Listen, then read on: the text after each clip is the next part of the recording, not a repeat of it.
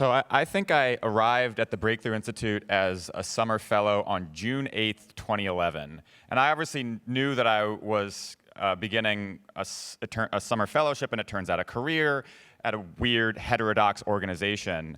But I didn't quite understand when I arrived how much this place would challenge my own cherished progressivism. And then on June 11th, I met Steve Hayward, which is why we wanted to invite Steve back to the stage to challenge some of our own progressivism and environmentalism, and to tell us what he thinks from a very different tradition about the sort of social intellectual movement we think that we have kind of kicked off here. Steve, come on up.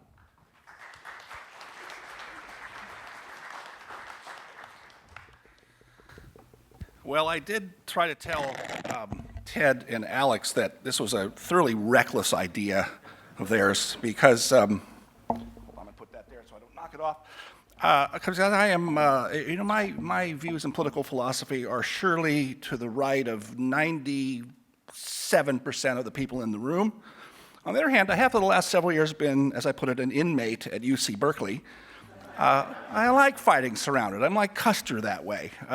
But then I saw the way the schedule had fallen out, and I'm the final speaker of this recollection series, not the last literal human being talking to you today, but and at the final dialogue. And I thought, and I warned Alex, said, there's a really big risk, given my reckless personality, that I'm going to go full Ricky Gervais at the last Golden Globes appearance he made. Y'all remember that? It was the greatest 8 minutes in television. And there's actually one line from that I can turn on its head and use, if you remember that sequence, which is, all of you in this room have more education than Greta Thunberg. Well, my contribution in that spirit is that I do think we are long overdue in making a formal acknowledgement that this dialogue is taking place on the ancestral land of Michael Schellenberger.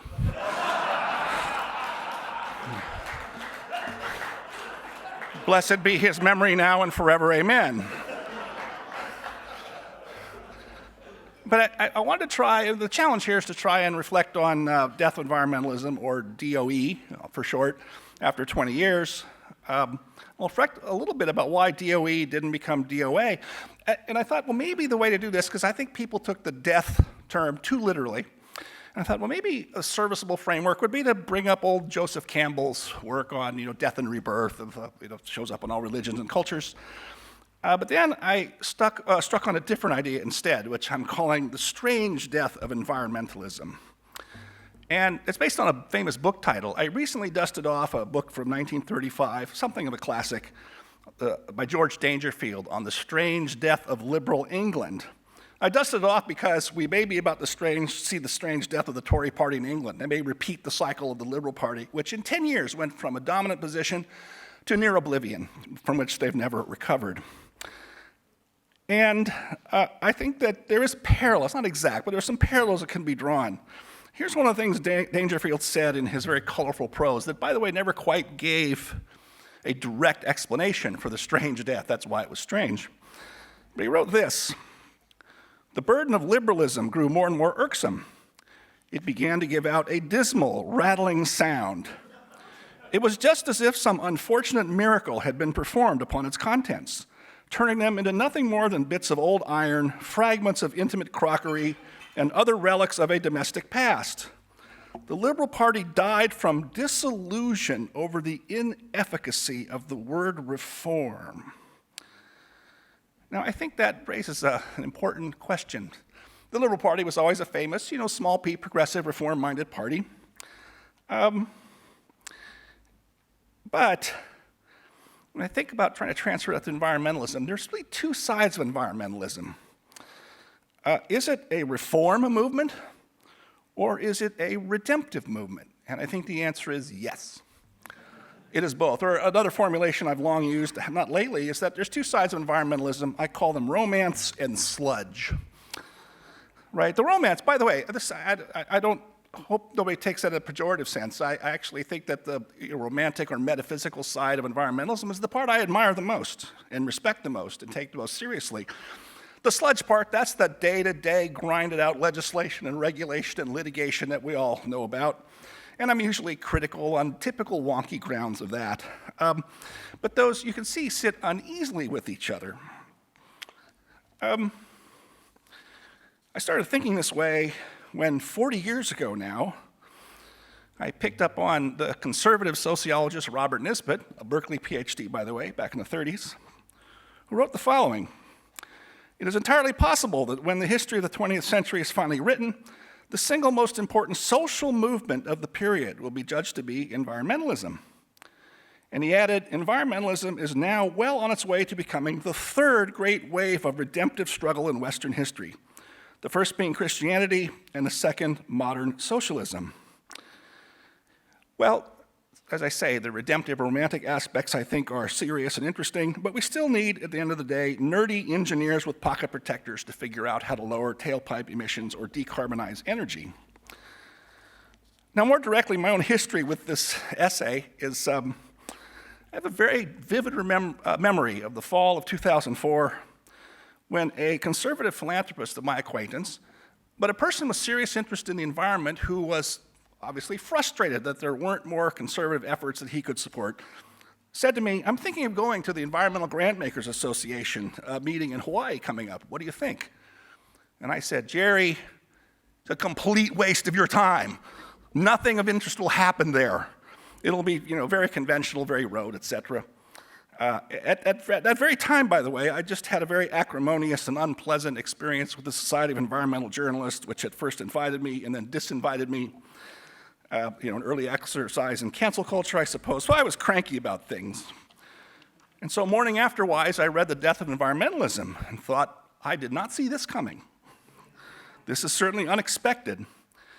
And although I wasn't much bowled over by the chief recommendations of integrating environmentalism within a broader spectrum of progressive politics or tweaking the Apollo project, I was impressed with the spirit of self-criticism that I saw displayed in the piece.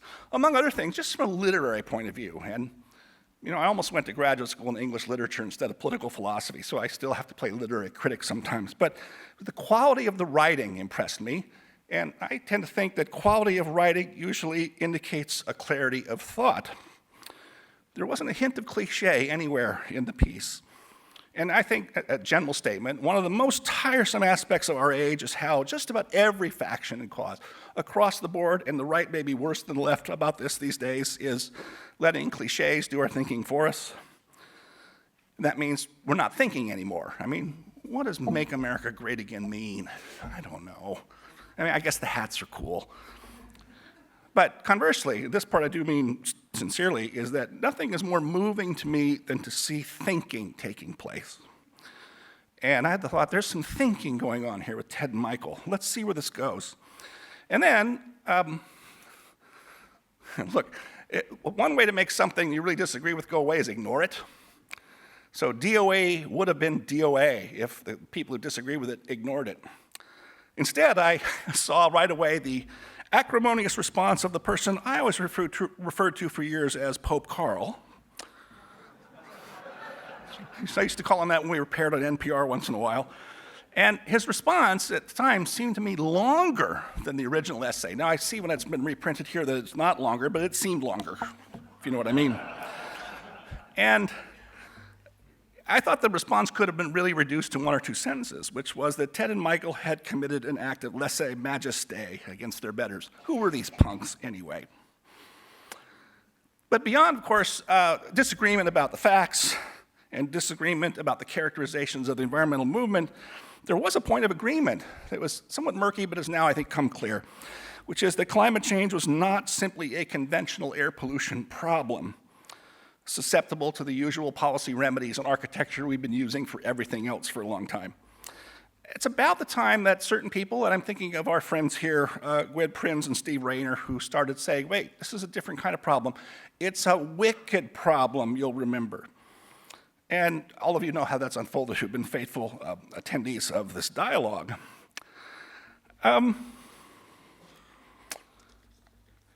Now, the book then came out, right? Death of Environmentalism 3 years later. And I reviewed it favorably in National Review, the flagship magazine of William F. Buckley. And Ted Michael told me they did not see that coming either. And that actually led to an early collaboration between us that's a wonderful story. I can't begin to tell it, except to say that it is still to me, and I'm old now, one of the most gratifying exercises in public policy work in my entire career. By the way, that report, Post-Partisan Power, I got a lot of grief for it from my conservative friends. And I'll share a little inside secret. Charles Koch called up my boss at AEI and said, "What the hell is Hayward doing with these progressive maniacs?"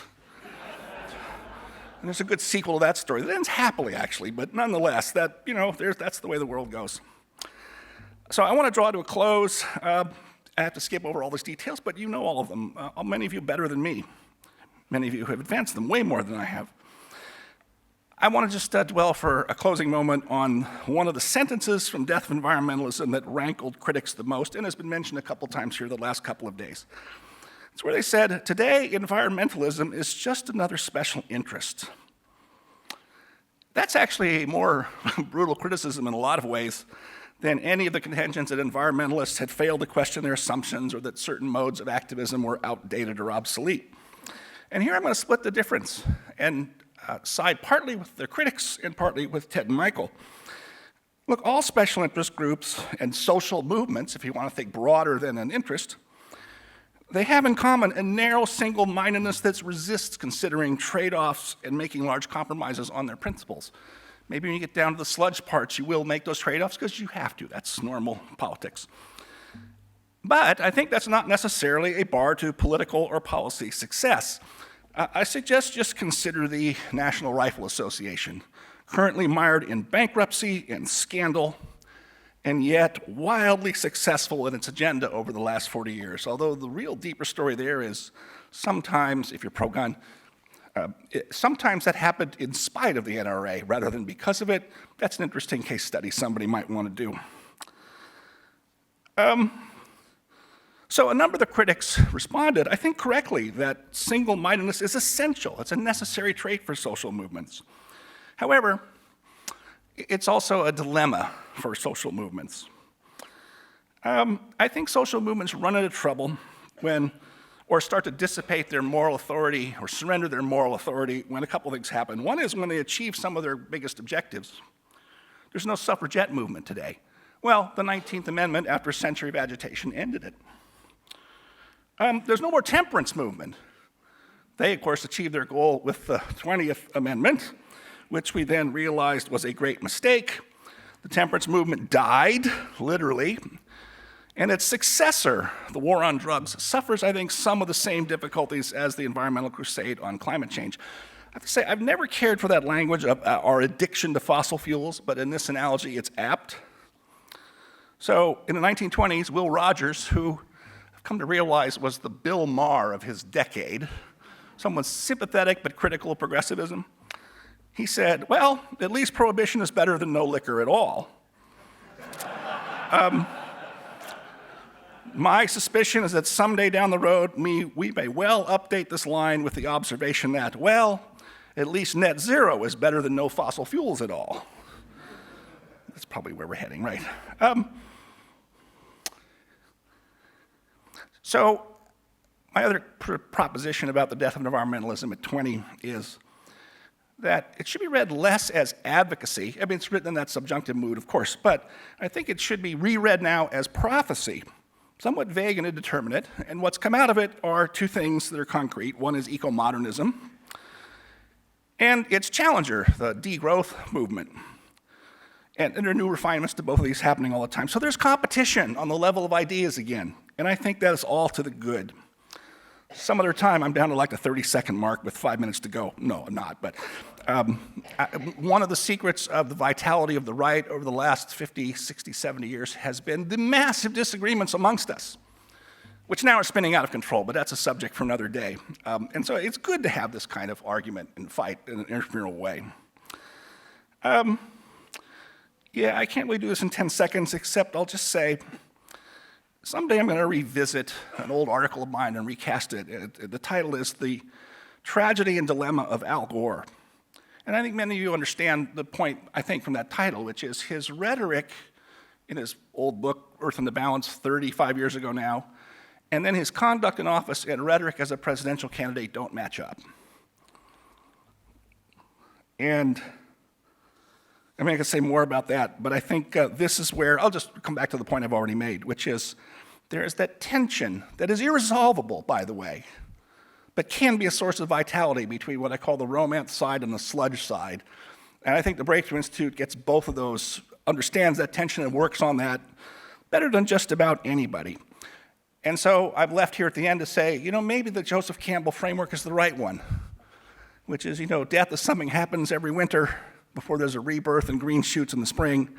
And I see lots of green shoots everywhere, even though I'll be critical of a lot of the individual blades of grass. But Ted and Michael, the Breakthrough Institute, have a lot to do with that happening. Thank you all very much.